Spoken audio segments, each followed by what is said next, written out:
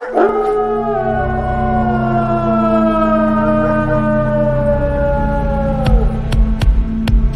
is the American Indians, Indigenous Peoples' Truce. Justice for all, the most dangerous show on media anywhere.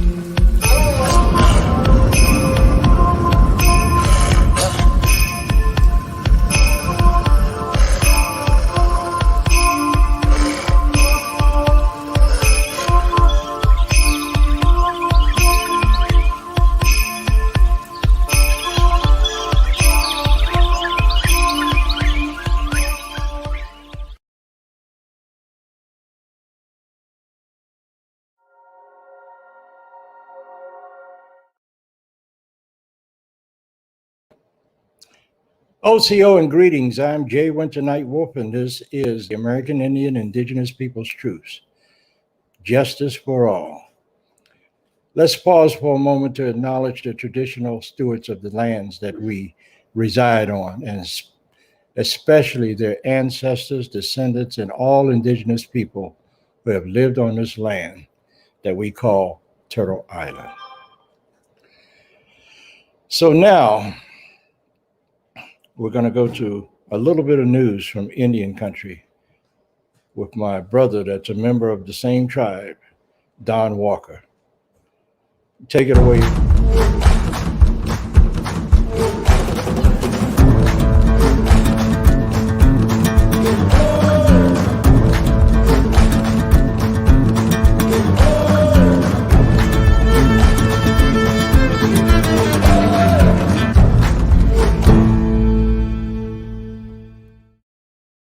Welcome, all my brothers and sisters. I'm Don Walker, and this is News from Indian Country. The first article I'm going to bring to your attention tonight is from IndianZ.com. The Lakota children spend final mourning away from their homelands. Sioux City, Iowa. 9 Rosebud Lakota children began their last mourning away from their homelands Friday at the base of a bluff overlooking the Missouri River. Shortly after 1 a.m. Friday morning, a caravan carrying the 9 Lakota children who died more than 140 years ago arrived here with a police escort in front of them and a brief welcome ceremony meal.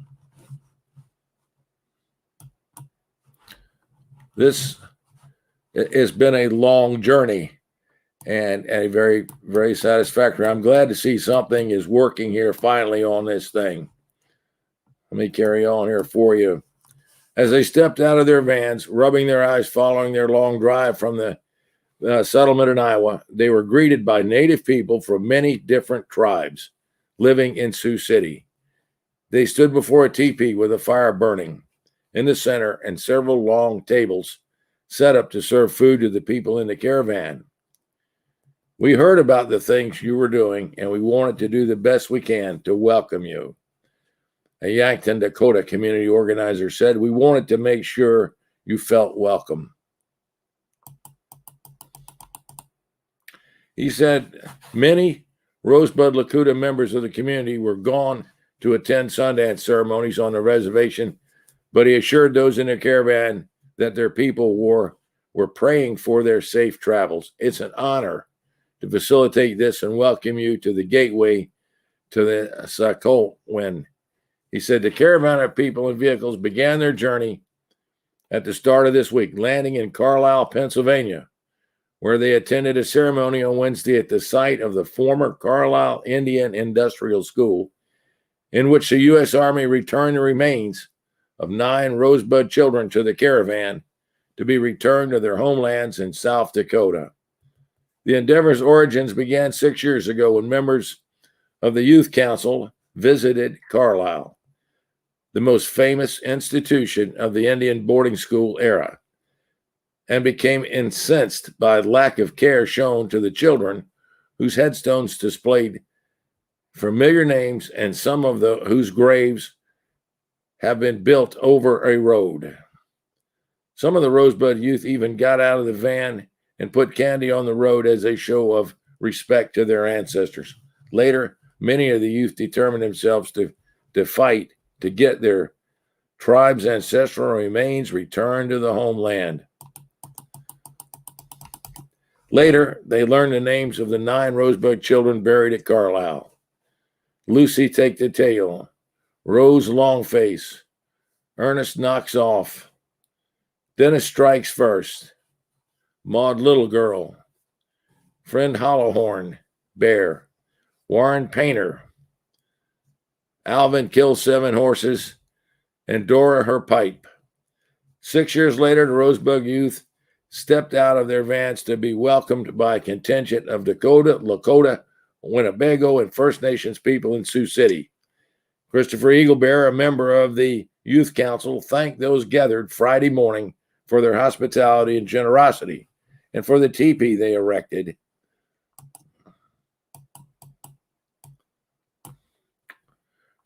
We see a teepee, we see fire, we see the stars, he said.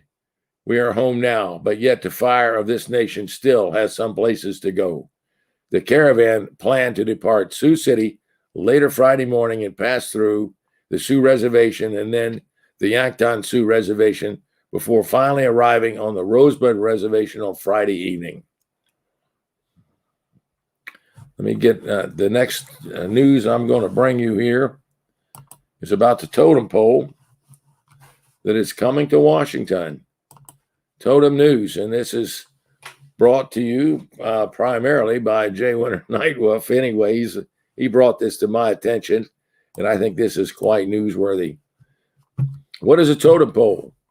Totem poles mean something different to each tribal nation, says Doug Chilton, a master carver from Alaska's Tlingit on the Raven Maori Beaver Clan House of the Raven.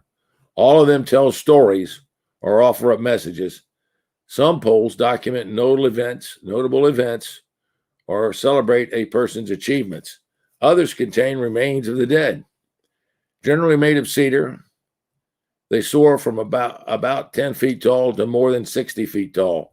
Historians believe the golden era of totem carving was the 19th century, when money from trading with trappers and other colonists enabled indigenous people to invest in fine tools and displays. Totem poles are customarily displayed outside indigenous homes or settlements.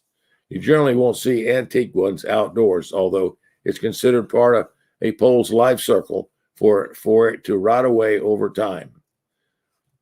Although many Northwest clans have worked to reclaim their totem poles of their ancestors in the 19th and 20th century, totem poles were burned, stolen, chopped down, or generally disrespected by colonizers.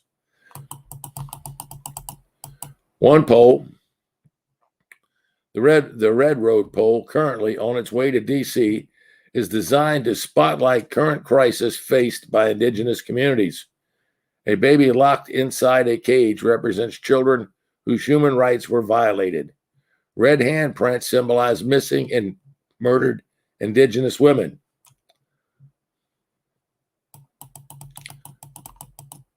Poles are a beacon or a call to all of us to safeguard what is that we need to pass down to future generations. They are a monument to a way of relating to land that predates colonialism and capitalism, and that is the only path forward in this time of environmental crisis. This totem pole is coming to Washington. It is going to be on display at the Museum of the American Indian, and I understand Brother Nightwolf is going to be present there. Jay, that concludes News from Indian Country. Thank you very much. I appreciate you as a person, as a brother, and a friend for a very long time. Just in case any of you are wondering who this brother is, Don Walker is the retired Chief Magistrate for the Supreme Court of Virginia. and my friend for a long time. Thanks, Don. Welcome, Jay. It is an honor and a pleasure to be with you.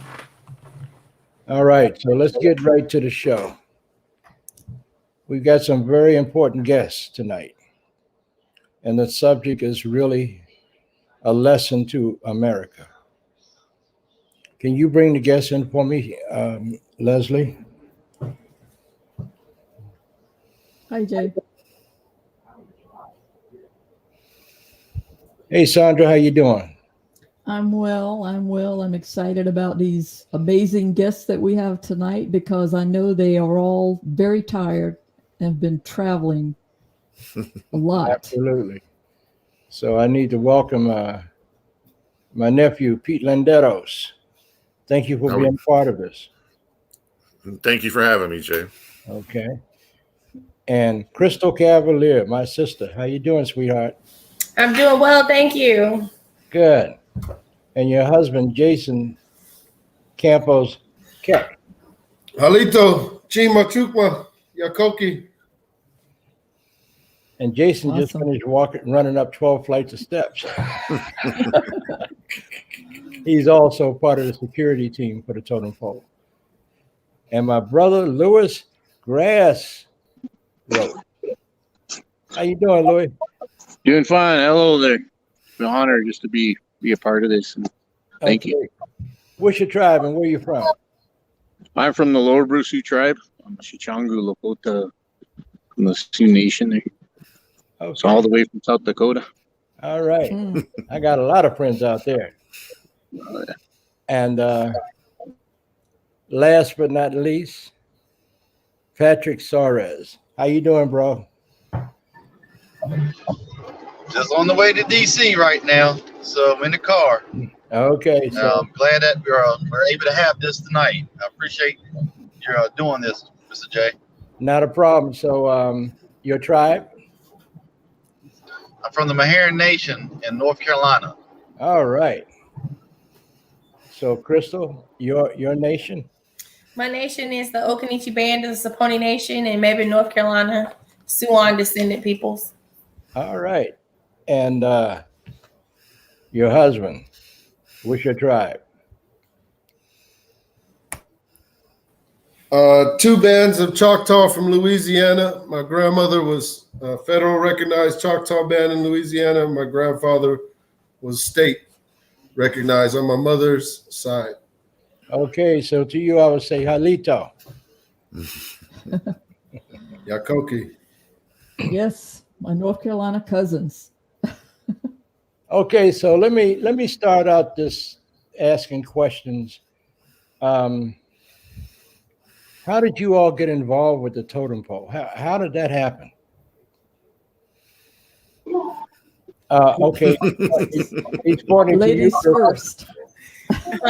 So I'm just coming in as a personal. I'm not representing the organization, but I started off as a contractor with Native Organizers Alliance with Judith LeBlanc, and just helping her coordinate the Red Road to DC. Mm-hmm. And then I was hired full time with Native Organizers Alliance. So that's how I got into it. It's been real spiritual, meeting a lot of relatives on the way. Mm-hmm. Being able to experience this with my husband. We didn't know what he was going to do. And then we got to meet Louis. He's so awesome. It's really amazing. Jay? So I just got on it because I knew that my wife wasn't going across the country without me. I said, if I got to follow the tour in my own car and just check on you, I'm going to do that. And her boss was very generous, and she created a spot for me. And the spot that she created for me was a high honor. I got to serve under Louis Grassrope, who's here tonight. And I got to really understand serving something bigger than myself. I do that in my own service back at home in the local community, in the tribal community.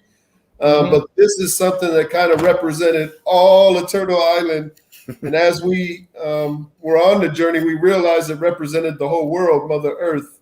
So thank you, Louis, for what you taught me and I'm gonna let him talk more about what it is we do, because he does this. This isn't his first time serving in this way. Okay. Pete Linderos, my nephew. Well, Jay, I was brought in on this kind of on the side as the director of American Indian Movement in D.C. And Maryland, Pennsylvania, kind of Virginia. And the way things are done, and it's important that the totem pole, the reason why it was made, the journey it's made here, the sacrifices, the people who brought it here, and just the syndicate meeting of everything that's on there, from the handprints to the children to the it all has its meaning, it all has its purpose. And to see something like this on this coast, you don't get to see it a whole lot. There are a couple here and there, but not like this. And I'm not the tribe. I'm Pasquayaki from Arizona. We do nothing with totem poles. So this has been a big education for me too. All right. Patrick, I'm going to you now. So how did you get involved? Because you're always involved in everything. Well, I'm here as a supporter, basically, for Crystal and Jason. I'm here for the people, representing, all the people in North Carolina and Virginia. Anytime there's a significant event like this, I like to attend just to be there for the people. And I brought my family this time because this is history in making right now. Not many people can say they saw this totem pole in life. That's made the the red road. And so I wanted to bring my family and and just be supportive into this event. I think it's very important that you brought your family, because you got 4 girls, right? I do. And like I said, this is something that they're going to remember for the rest of their lives, Okay. Yeah. Well, thank you, Jason. Patrick. I'm not making that mistake like they say all you guys look alike. So we're gonna go to my brother, Grassrope, Lewis Grassrope. How did you get involved? Well, there I kind of got involved. I kind of do work with NOA and a lot of work within my own peoples through their own circle, through the Ocheti Shakoween. So how we kind of got involved was basically starting up taking the lessons that we learned from Standing Rock, is how can we be, in this time and age, bring our warrior societies to the forefront in a way that can sit there and help without actually getting labeled and given any other person that is against any ethnicity and labeling us guys and giving them a right and the legality to actually hurt us. Exactly. So what I come from is an Akichita society. But we're trying to figure it out, and I'm not, I didn't start this. This was started by all the guys that are involved in it, and it's been here in time memorial. So I'm just kind of basically trying to help bring this to the forefront for us warriors to actually exist and be there for our people more, rather than going to a ceremony and getting the sash and then just go putting it up decoration in your house. Taking what that means and what it means, so that we can actually be there to help protect sacred things, MMIW, work on all these issues that are plaguing our nations. And right now, that's the reason how we got involved with the totem pole, is because of what it represents. It represents a lot of prayers, and it brings a lot of hope from the West Coast all the way to the East Coast, and it stopped every nation that it could to sit there and put those prayers in. And they asked us, and which was an honor for me, especially for the Kichita Society back home, the Titoan Security Force, to come be a part of it and be security to help guard it and help protect the people that are with it and protect that totem pole itself. Not to take anything from other nations, but the Lakota people, the Dakota people, and Nakota people have always been warriors and protectors. I had a conversation last week with another nephew of mine. I think you might know him, Leon Leader Charge. Name sounds familiar. Yeah, he's from Rosebud. Rosebud and Yankton and Pine Ridge. And he wanted to be out here so bad, but he's bringing a group of kids out here next week that are going to start college. So I'm going to tell him that your brother came out here and represented you. And that's you, Lewis Grassroad. Oh. Okay. So Sandra, what is how do you feel about this? Well, you know, the thing is that sometimes we undertake these huge endeavors to bring visibility to Indian country, and we think that, you know, we may or may not have impact, but yet we do it anyway, no matter how hard it is, how long it takes, you know, we still do it, and we try to be receptive and everything of the results. And no, we don't always get visible results, but, you know, this thing, to me, it brings unity to us. You know, there's a lot of indigenous people that kind of fit into different categories. And there's a lot of, you know, just non-indigenous people that fit into some of those categories. But I think things like this allow us to find unity with each other. So how important is it? You know, this thing, 25-foot, 5,000-pound totem pole, carved by the House of Tears carvers. And I believe, somebody correct me, I believe it took them 2 years to carve that. Is this right? Is that right? Does anybody know for sure?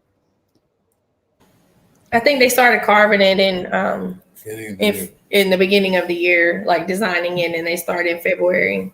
And I believe they finished. They finished it in a pretty good time because they started doing the Red Road West tour in May. Mm-hmm. Okay. So there's been multiple legs of this tour because currently, I think I saw that July 11th or 15th, perhaps they started in Lumi.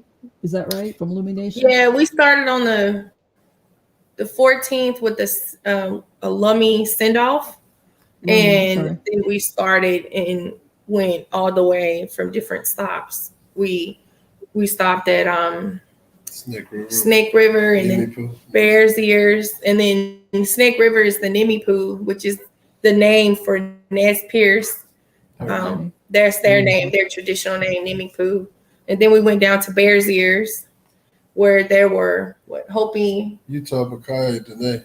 Yeah, well, they had Hopi, Zuni. Yeah, it was a lot of native people there. And then we went up to Chaco Canyon, and then we went up to the Black Hills, and then we went over to Yankton Sioux, Ihontawan, and then we went up to Standing Rock, and then we went over to White Earth, and then up to White Earth is line 3, but then we went over to the Sault Ste. Marie tribe, Ojibwe, in Michigan, right on the Mackinac. And then we went to, I got to go get Wolf. Then we got here. Yeah, let me go get Wolf. Who is Wolf? One of our security team. Oh, okay. Don't go down 12 flights of stairs. He's a lot younger than me. He could actually probably handle it. He's about half my age. You know what? I just have to say that it's a really beautiful thing what you're all doing, and you know, this last leg of the journey. I presume you've all actually seen the totem in person. But the totem arrived in DC today about 4. Is that what Crystal had said? I think. Yeah, yeah. So that thing is there, and it's already set up on the National Mall. Is that right, or is it still on the truck? It's still on the trailer, Okay. but It's I gonna be believe set up the tomorrow. trailer is over in that direction. We're actually not going to say exactly where it's at because we're still in protection of it. Okay. Our job doesn't complete until after it's been handed off, and then we're done. So we're not really saying where and even where we're at, but Yeah. you know, prayers. You know, you can pray on that pole from across the country. It's gonna feel. It's gonna absorb those prayers. I mean, we had our North Carolina people praying for us the whole way, and I can say, other than incidents with tires and things like that, which were, you know, pretty drastic in the thunderstorm when you don't have a body shop nearby. But other than that, we had no incidents, meaning no incidents from other minded individuals. And we went through some countries, I mean, not countries, states, where that is, that was a danger, right? Because there are people that want those sacred sites to be exploited for their minerals or their oil. And so we, fortunately, everybody that saw that totem, no matter what their other beliefs were, respected it. And so I think that was the power of all the prayers, the message itself, the unity that it hopes to bring. And yeah. Okay. So we're going to take a break and come back, but I want to leave you all with a question. What is it that we, and I say we, hope to accomplish with this great totem pole being brought out here in the Biden administration? So you all think about that. We'll be back in about a minute. This is the American Indian Indigenous Peoples Truths. Justice for all. The most dangerous show on media anywhere. We'll be right back.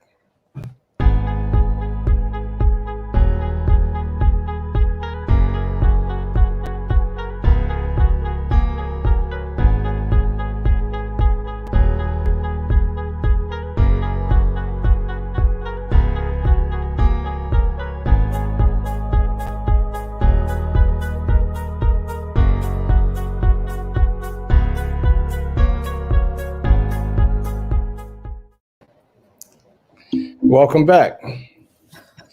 One thing I want to say is that this totem pole represents our denial of colonization and capitalism.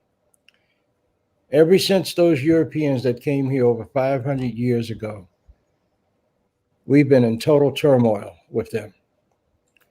And it's time for us to answer back. And I think this totem pole is actually the war call, that we're not taking it anymore. You know, personally, I'm done. I don't deal with this racism, this bigotry, or this BS. Native people have been marginalized and subjugated ever since they came over here. But you know something? Not one king, one queen, one prince, or one princess was among those people that came over here from Europe, the first Europeans that came here. They were all European rejects, and they were actually kicked out of Europe by the crown heads of Europe. When they came here crying that they were victims. But shortly after that, they changed it around. Our people became the victims. Black people that they brought from Africa became the victims. 400, 500 years ago, and here we go. It's time to stop this, and if they won't stop it, we will put an end to their rule. It's wrong. They know it's wrong.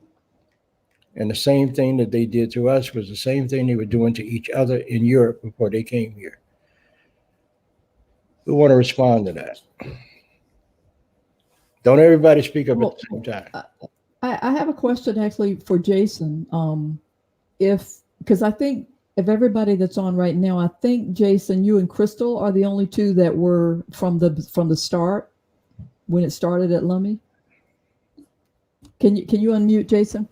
Thank you. So along that journey, what was something that you saw, because you made all those stops and you were involved in those ceremonies and those prayers, what was something that somebody said or did that you found very, very influential? Well, there was a lady, a woman somewhere. So, South Dakota, North Dakota is all kind of blurred because it was a long stretch from the bottom of it to the top of it. There was times where we went mountain time, and then we'd be in central time, and then back in mountain time. But at one of the stops in between, a woman came as we were doing the morning prayer, which is not the community prayers. Those were all day mostly. But when we'd actually leave our sleeping quarters, we'd do a morning prayer, a circle of us around the totem. And this woman had heard about it, found us, and sought us out and brought a gift. She brought medicine. She brought a sage bundle, hand-picked sage bundle. She brought tobacco. And as soon as she got near it, she broke like all her generational trauma, all the stuff she'd been carrying from probably her mother, her grandmother, great-grandmother. It was just there. And there was no word said. We don't know what her life experiences were. We all just brought her in the circle, and in a way, as she was getting healed up by the totem, like we were all getting healed up. Like we were very tired by that point. Dakotas were probably midway through the journey, and I remember leaving that morning very full, like physically, spiritually, and that was just amazing to watch. And that was just. That was just one individual. So we saw similar things as the totem would come around with communities. Like we'd hear about certain communities that had not gotten along, and they all came together and got along. I don't know all the politics of everywhere we went. I wouldn't even try to remember everything I experienced, because I was pretty much 100% on post in physical and spiritual protection of the totem. But there was a lot that went on, and there was a lot of healings. And I know that at least 17 nations are family right now that weren't family before. And so if that could just happen in a couple of weeks, imagine the months that this totem stands out here, right? Yeah. It can ripple. There you go. That's beautiful. Okay. I'm going to ask my question again. With all of the colonization and imperialistic mess that these Europeans brought over here over 500 years ago, what is the most important thing that we think as a people could bring a message to the Biden administration and give America a lesson finally? Go ahead. In my opinion, and this is just my opinion, it's got to be unity and strength. It's got to be a message to the Biden administration that we're still here and we're still viable. It's got to be a message to the Biden administration that that the murdered and missing women are important, that our children are important, that the housing is important on reservations. Jason had a chance to visit some of the poorest reservations in existence up there in North and South Dakota, not including some of them in the desert in New Mexico and Arizona. There's a lot of attention that needs to be drawn to Indian country. You can pick a subject and we're probably viable in it when it comes to that. But the question you asked before we went on break about what the totem pole represents, And I think Jason summed it up a little bit in what he was saying on how so many nations were able to come together that haven't spoken in a long time. And hopefully this totem pole represents peace amongst us. And all this infighting stops. All this hatred amongst ourselves goes away. And allows us to unify.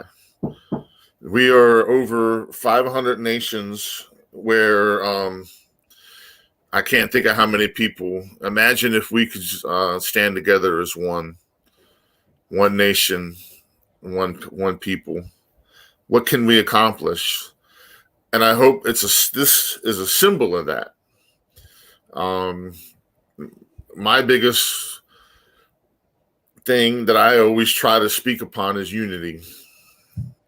And if this can bring us together, then it's done its job. And from what I could see in the totem pole and the pictures, it really represents not only what's going on in today's society, but what's happened in the past. And you have to recognize the past to move forward in the future. Yeah. And this is a way of doing that. Education.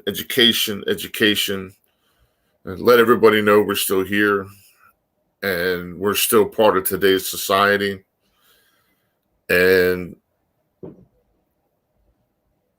we really need the Biden administration and any other administration that comes along to really step forward and hold true to supporting us as a people, not giving us what we need, but in the aspect of running water, electricity, things that everybody takes for granted. And I'm going to say this, and I may upset some people, but I'm going to say it anyway. You can go to the poorest slum in whatever city you want to in the United States, and I can show you a reservation that's worse. Yes. Okay. And this is what I'm talking about. This is what needs to be brought in front of America's people to see that we as a people need to be treated as a people and not as a thing, as a subject, or beneath anybody. Because like Jay said, as far as I'm concerned in the indigenous community, ignorance is no longer an excuse. We're demanding respect. Mm-hmm. And this is one way that hopefully we can earn some respect that we should have never lost to begin with. Because I got news for the colonial people that still think that way in this country. If it wasn't for us as indigenous people, you wouldn't be here. Your ancestors would not survive here without the people from this East Coast taking care of them and welcoming them as their own and then being betrayed by them. You're right. And, from the time they got here and they stood in our pristine waters and bountiful homeland, they felt that they had found something that they wanted.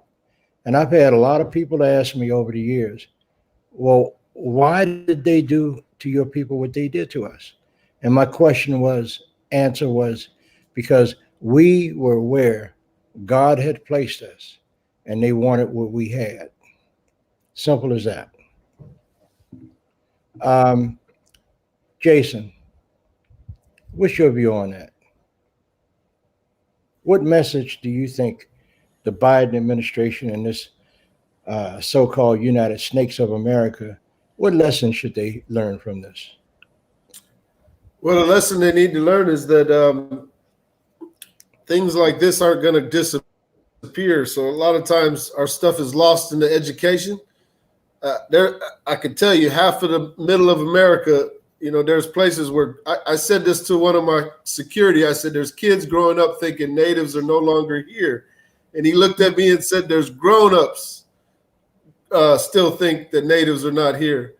And so this thing right here, whether you put it back into the books or not, This is like this is all of these things. Lewis was talking about Standing Rock and the message that brought forth. You know, all of these things are things that you can't unsee. And so, one second, my wife's back. Okay. Okay. So once you experience something that you can't unsee, like, I mean, in my local community, just in the last 2 weeks, I'm going to have a whole nother education from spending time where the Navajo, or as they call themselves, the Dene, Yeah. what they've experienced for generations. I heard the stories that go back to 1600, but I only have to go back just the last 50 years, you know, to somebody who says, well, my generation, you can't blame me for my generation. Oh, yes, I can. You have no idea how them people have been exploited by systems that are in place to exploit them. You know what I'm saying? I don't think everybody's bad. I think a lot of people are ignorant. And I think if, you know, there's still going to be the ones that say, I don't care. I still want that oil. I still want their resources. But I think that's a minority. There's a bunch of people that have never gotten the facts on how bad these folks have been exploited. And so with that education, I won't just say the Biden administration. I think any administration is going to have to deal with our issues because they're not going to go away. So we're going to enter to a new era where any administration that's in there, whether they like us personally or not, it has nothing to do with personal. They have to respect us because we're going to be one force, just like all the other forces, and we're not going to be better or above anybody, right? We embrace all the different nationalities of that's been on Turtle Island. So you get all these folks together, that majority is going to be a little too influential to divide. Wolf, you want to say a couple words? Yeah. I got my the young man. I said that he should have done the 12 flights of stairs.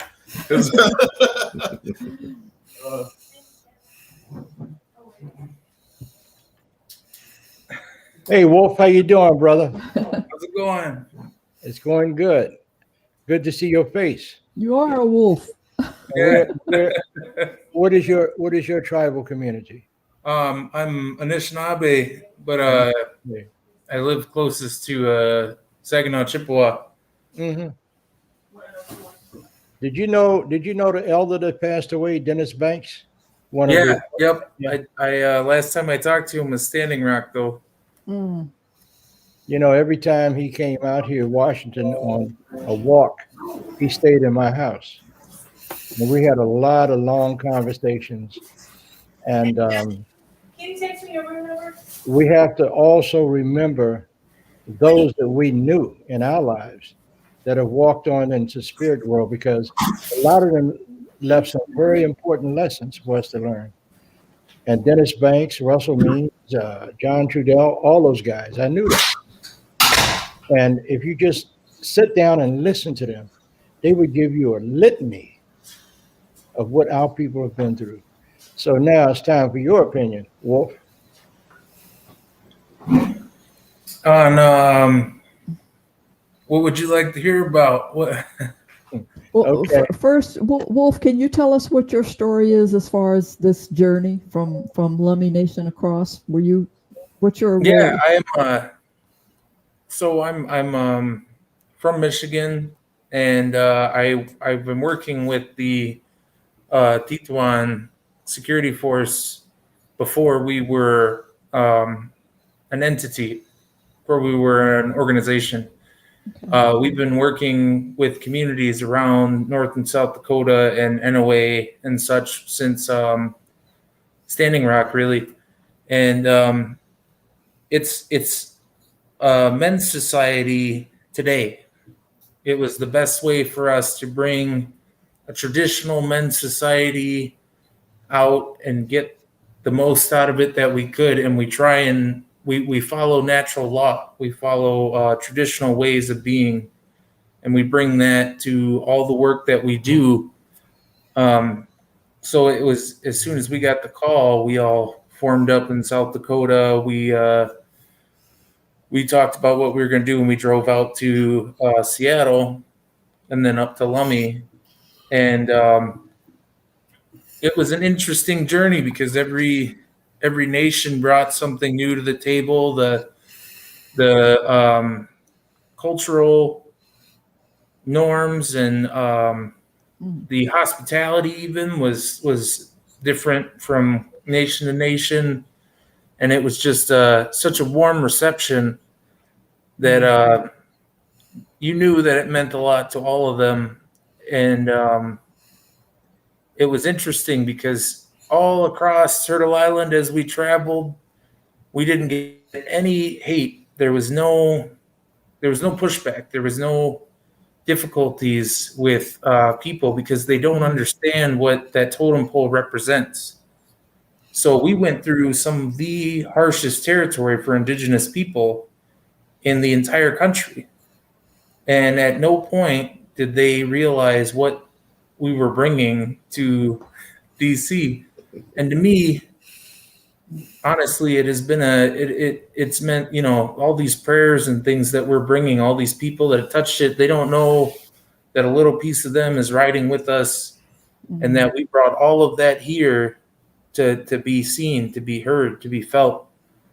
And I truly believe that it's a statement of our presence, that we're here. The Native people are here, and we would like to be heard. We're ready to be weapons. And so visible and relevant.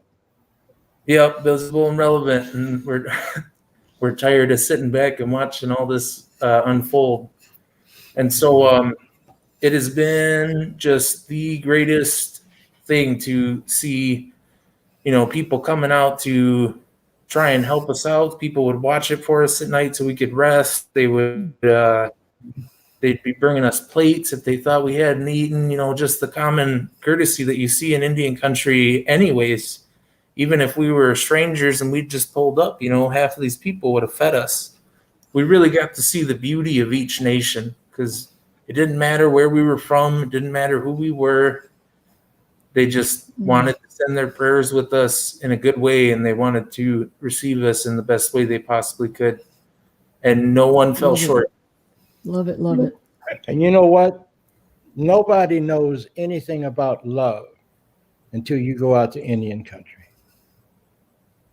And Pete, you made a statement earlier about how poor a lot of our people are. When I was on the radio for 22 years, my first 12 years, I would ask for my listeners and my supporters and my friends to help me fill 53-foot tractor trailers with clothes and toys and food and medical supplies and all of that. And they did. The first trip out to South Dakota, we had two 53-foot tractor trailers full of all of that stuff that people donated, and it was nothing used and it was brand new. You talk about poverty, Pete. I never thought I would see the type of poverty that only people could imagine. But when I got out to Pine Ridge, I met people that had not eaten in a week. And it wasn't because they didn't like what they had to eat. They didn't have anything to eat. And most people don't know, out on those reservations out west, because of Indian Health Service, if you got a baby at night and your baby has got a fever, you got to wait till the clinic open up in the morning to get a prescription for baby aspirin. That's totally unheard of. So I had one donor to give me 5 cases of baby aspirin. And when I brought them out there, one of the brothers out there said, "Man, you're going to get in trouble with that." I said, "What the hell are you talking about? I'm going to get in trouble." He said, "We're not supposed to give that out." My word to him was BS, but the whole word, not the letters. And we handed out baby aspirins, bottles of baby aspirins to every mother out there. Why should you have to get okay from Indian Health Service, the white Indian Health Service, to give your child an aspirin to break a fever at night? Can any of you imagine that? No. That's something. That's incredulous. And I think Jay, Les is letting us know we only have about 10 minutes left. No, we don't. So let me ask Patrick. Patrick, I know you are actually riding. You're being Ubered to DC right now. Let me ask you, what would you hope that the legacy of this event is? What would you hope the legacy of this totem arriving in DC would be? To show the unity across, native country, that tribes, nations can come together on one accord and be one voice, and let I guess the government, the Biden administration, any government, know that we're still here. We can still come together in unification, and I just hope that for our next seven generations to come, for this to be an example on how that we can be unified for one cause. And like I said, I wish we could have been on the journey with Crystal and Jason and our brother Whiff over here. But I'm taking the journey tonight. We're coming up. And like I said before, that's the reason why I brought my family, because they're going to remember this, from years to come. This moment tomorrow, and it's history in the making right now. So, Hey, Patrick, why don't you show your family so that when they are grown ups, you can show them this video if they forgot any details. Show them this video show. Everybody say hello. Hey. Hey, Patrick's family. You see you tomorrow. All right. We're looking forward to it. And Mr. Mike, I can't forget Mr. Mike. Hey, guys. And, Mr. Mike, Mr. Uber. What's up, Jay? Crystal, B. What's up, my Lenny Lenape brother? How you doing? Uh-oh, we got Lenny Lenape in the car? Yeah. All right. Talking about my friend Allie. Yeah. Well, you know what? I just want to say this. When our ancestors like Sitting Bull and Crazy Horse met people that didn't necessarily look like them or act like them, they were never indifferent to people. They would accept people that I mentioned before as being members of the human family. Something got lost in colonialism, and it's now up to us to make them realize what they've lost. So I want to thank everybody for being on the show tonight. When we go on a hiatus, we're going to be gone for the month of August. Can I get you all to come back so that we can do a follow-up to what's going to happen in the next few days here in Washington, D.C.? Would you all come back, please? Mm-hmm. Yeah, when? It'll be in September. Oh, yeah. There's plenty of notice. Yeah. So let me just say real quickly, I want you all of you that are participating in this journey and this Red Road to DC, and all of you who are listening, in unity, we can make a big difference. And I'll tell you a quick story. I live in Loudoun County, Virginia, and I saw a job posting today for the Loudoun Water Company. And I just want to tell you how I felt when I read that job description, and the very first line of that job description was, "Water is life." Now, they didn't come up with that themselves. Somebody's getting it, They didn't come up with that themselves. They heard Standing Rock, they heard us, they picked up on it, and it went right into that job description. And to me, that is evidence that the things we do can make a difference. This Red Road to DC is going to make a difference. They are always stealing our stuff. And I just want to, I want to read something to you. Many of us believe that the United States owes it to us to listen. They entered into sacred relationship with us. Some people call it treaties. And every one of those treaties have been abrogated. They didn't live up to the end of the bargain. But they used their voices to promise to us when you use your voice, it takes the sacred wind, and the Great Spirit gives you the energy to talk. And your commitment is one of the spiritual significance to Native Americans. We hope by bringing this totem pole to Washington, D.C., will also awaken a sacred commitment the United States has had to Native American nations.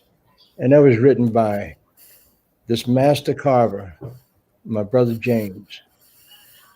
And he sent his spirit, and he sent his heart along with that great piece of art. And I want to thank him. And when I get a chance to meet him, I'm going to hug him because I'm very thankful for his commitment.